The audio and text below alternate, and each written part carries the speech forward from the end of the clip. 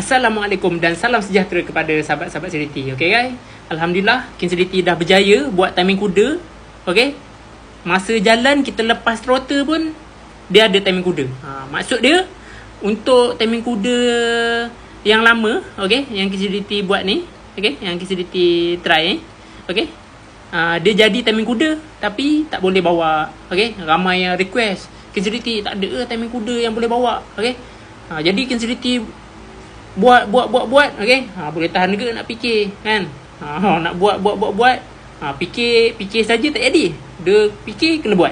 Okey, jadi King Sediti dah berjaya. Okey, masa bawa pun ada timing kuda waktu kita lepas throttle. Okey, jadi ni yang lama, ni mapping yang lama. Okey, ni untuk CDI GSM Racing yang King Sediti pakai. Okey, untuk CDI yang King Sediti pakai CDI LC. Okey, jadi King Sediti dah berjaya buat mapping timing kuda.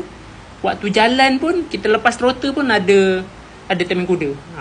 Waktu bawa kita, maknanya masa kita bawa pun ada timing kuda. Boleh bawa. Timing kuda ni boleh bawa motor. Kalau yang lama dulu tak boleh. Okey, jadi nak dengar tak bunyi? Sekejap King Sediti start Okey, kita dengar yang lama dengan yang baru. Okey, yang lama tak boleh bawa, yang baru boleh bawa. Okey, maksud dia kalau mod nombor 2 timing kuda dia kalau kita pulas dia akan mati. Okey, tapi mod nombor 6 okey, ni kalau kita bawa pun tak mati. Timing kuda dia tetap ada. Okey, jadi jom kita saksikan.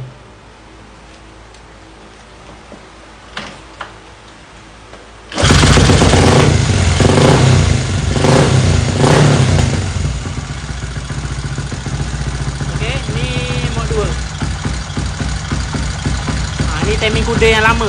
Ni tak boleh bawa. Kalau kita pulas dia akan mati. Okey, macam ni. Pulas mati. Tak boleh bawa. Dia tak boleh bawa lah. Jadi yang baru dia ada masa dia mati, ada masa tak mati. Nombor 2 tapi tak boleh bawa lah. Yang boleh bawa mod nombor 6. Timing kuda yang baru. Sahabat dengar kita bawa, kita pulas pun boleh, tak ada masalah.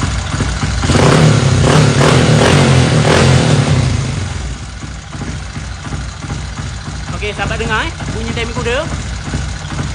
Okey, ni tak ada. Ni tak ada. Ni tak ada timing kuda, yang ni ada timing kuda yang boleh bawa. Okey.